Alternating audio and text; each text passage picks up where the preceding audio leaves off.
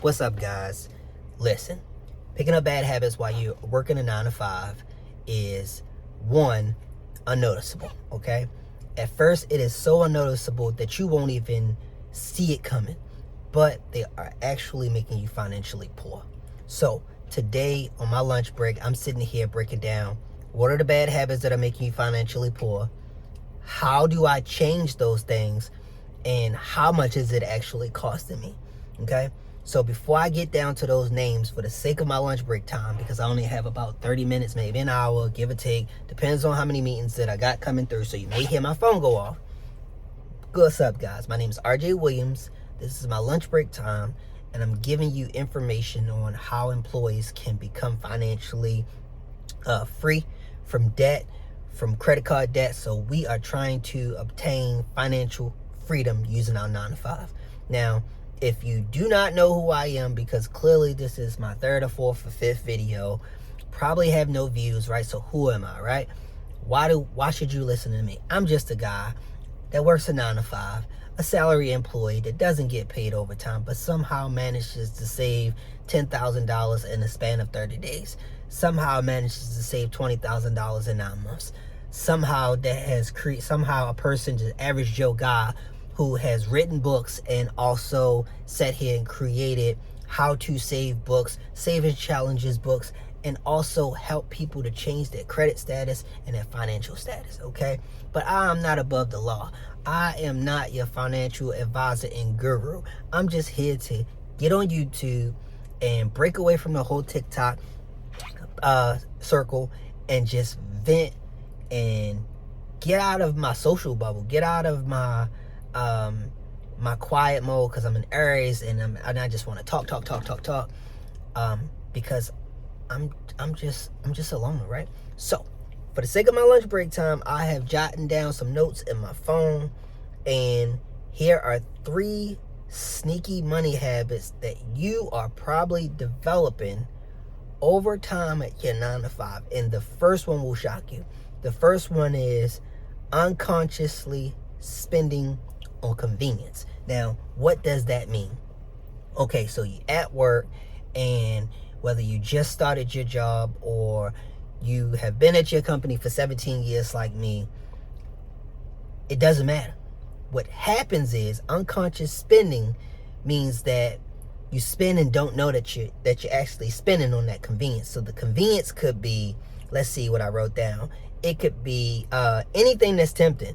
Like, let's just say you don't have a coffee pot at work, and thank you to my boss who gave us coffee pots for upstairs, downstairs. I don't know, it should be a coffee pot in the bathroom. But if you don't have coffee at work, then it's time consuming to sit here and pack coffee and do all this other stuff. It's easy and it's convenient to just grab coffee, spend $5 at Dunkin' Donuts, because you're definitely not spending $5 for a coffee at Starbucks, right? You pick up snacks on the way, donuts, chips, stuff like that. You just constantly have an unconscious spending mind of convenience. So people like myself who sit at a desk for 8 to 10 hours a day love to snack and drink coffee. Coffee keeps us going, and snacks keep us from taking breaks at our desk, right? Or taking lunch breaks longer than what we need to really take. Now, which brings up another point. Another unconscious spending habit is actually lunch breaks. So right now I'm using my lunch break, not to eat, clearly, to speak to you all on YouTube about my experiences working at a 9 to 5 and how these inconveniences happen all the time, even to myself. But it's more convenient for me to pack my lunch, but it's an inconvenience for me because I tend to forget to either pack it or take it, right?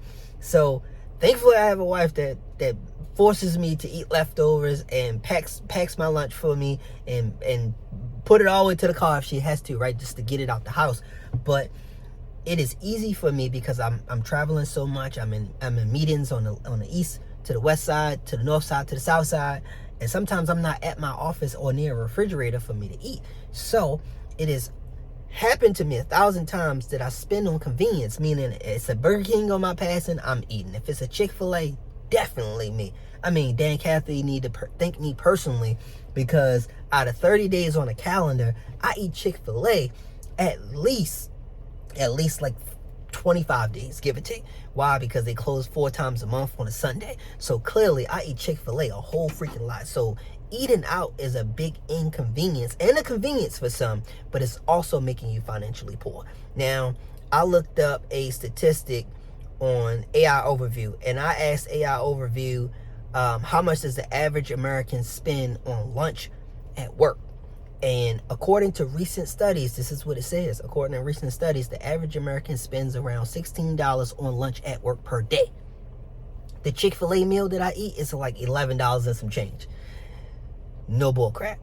And yeah, I get free stuff. Shout out to Chick-fil-A. They give me free stuff all the time. Free nuggets, free chicken sandwiches, stuff like that. And it's a lot of times when my meal may only come up to 53 cents. But one, I spend gas money to go there on my lunch break. And then two, I spend on $11 on food just to get a 50 cent, just to get a free sandwich, like 2-3 meals in, right? So if the average person spends $16 on lunch at a week, at work a day, that's crazy. You times $16 every single day times 5 days at work. And I guarantee you, if you factor in when you have family time and you got the Texas Roadhouse, Applebee's, or wherever y'all like to go at, that's even more fuel that's igniting the flames, right? So the key point to remember is this is all based on location. So maybe you are literally in a factory in the middle of nowhere and you can't leave outside your job, so you have to pack, which means that you spend more money at the grocery stores. And everybody know how inflation is. You spend more money at the grocery store trying to pack a lunch. So is that not still saying that this is unconscious spending on convenience? Whether you spending money at Chick-fil-A every day, $11, or whether you spending $60 at a time at Costco, what's the difference? You still spending the money. Now, the second thing that I would like to point out is number 2 is neglecting savings and investments. Now, a lot of us sit here and eat out Chick-fil-A every day or Burger King every day, right? And don't pack lunches or spend a ton of money at the grocery store trying to be healthy and barely eat that crap and say they live in check to check. How's that possible? How can your convenience spending be okay, but yet you live in check to check? Reevaluate yourself. Reevaluate yourself quick, because I'm telling you, this is making you financially poor. And then leading into the second one where it says neglecting saving and investing, a lot of us don't save and invest, and we not even setting ourselves up. You can set up an account for unconscious spending on convenience. You can set up an account, if you manage your money right and set up a budget, you can actually sit here and take $100 out your check, and I'm just throwing out a random number, just for unconscious spending, right? Unconscious spending on convenience. So if you want the coffee in the morning, I'm not telling you to be financially free, that you can't drink Starbucks, that you can't eat out Chick-fil-A every day, that you can't save, because I eat out Chick-fil-A every day and I still manage to save $20,000 in 9 months, $10,000 in 30 days, and so forth, right? I've still been able to pay off car notes and different things like that, and reduce my credit while eating Chick-fil-A every day. You set a budget on conscious spending. Now that I'm telling you that it's out there, that it happens to you all the time, you just need to pay attention to it. So maybe my vice is coffee and yours is Chick-fil-A. I don't know. But whatever it is, figure out what it is first, and then go to step number 2, which is neglecting your savings and investments, and save up some money to the side. The same money that you're willing to spend on a coffee, buddy, you better start spending and investing. So if your vice is eating Chick-fil-A every day, okay, let's just say I spend $11 5 days a week, it's $55 on Chick-fil-A. That's good, right? I'm okay with that. It saves on my grocery bill, right? Makes me happy. I'm not telling you that you have to remove that from your life, cut out your happiness to be financially free. Maybe reduce it. Maybe try eating Chick-fil-A 2 times a week or 3 times a week. Maybe mix it up. Monday and Tuesday, eat Chick-fil-A, and Wednesday, you pack your lunch. Or you eat leftovers. Or on a Friday, you treat yourself. Make it 1 day out of 5 days.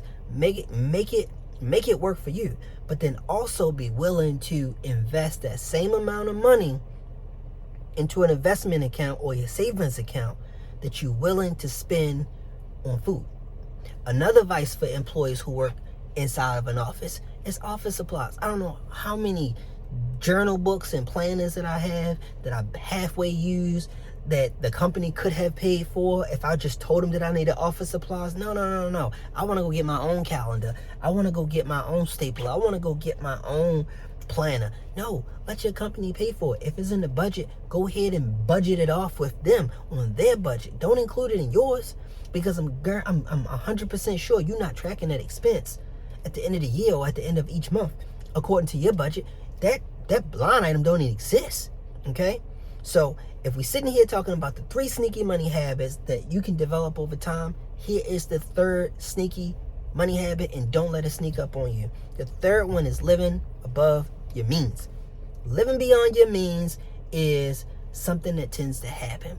A lot of us say that we live check to check. We know, like myself, I'm an employee, I'm a salary employee. I get the same number every 2 weeks. That number never changes for me, which means that I'm already thinking about what I'm going to use my check for. I already know that I'm not going to get an extra dollar to pay for bills, which makes it easier for me to manage, because I know that out of, just think of a random number, out of $2,000 every 2 weeks, I'm never going to go to $1,500. I'm never going to go to $1,900. I'm never going to go to $2,100.50. I'm going to come up with $2,000 every single month on a salary every 2 weeks. So I know how to manage and budget my money. But some people, they get paid by the hour. Some people get overtime. And then when they start getting to the point where they sit here and say, well, I just picked up 50 hours of overtime. So if you pick up 50 hours of overtime, and which is a lot, you're already planning for it. You're already sitting here telling yourself, like, I got 50 hours of overtime. Let me just go ahead and take the kids out to Texas Roadhouse. Let me go ahead and go out here and shop for another car based off the hours of overtime and not my regular salary. Like, it's a lot to living beyond your means. Now, I'm getting ready to go back in the building, but I need you all to consider, these things will sneak up on you if you work a 9 to 5, but it's easy and it's quick to change. So all you need to do is, if you don't want these 3 things to sneak up on you, is identify those 3 things and then make a change today. It doesn't take 30 days to make a change. It doesn't take a week to make a change. It doesn't take until the next pay cycle to make a change. Right now, you are probably 1 or 2 checks into the new year. Now is the perfect time to make a change. Make the change at the beginning of the year and assess yourself each quarter. Treat yourself. At the end of the quarter, if you did well, treat yourself. Go out 5 more days and eat Chick-fil-A, but treat yourself. And in this process, it's always about self, because a lot of times employees forget to pay self first. Pay yourself first. Okay? I know you pay John. I know you pay Peter. I know you pay Paul. Pay yourself first. Treat yourself nice, and don't let these bad habits sneak up on you. Enjoy the rest of y'all day, and I'll see y'all yet again for another video on YouTube based off my experience as an employee trying to reach financial freedom.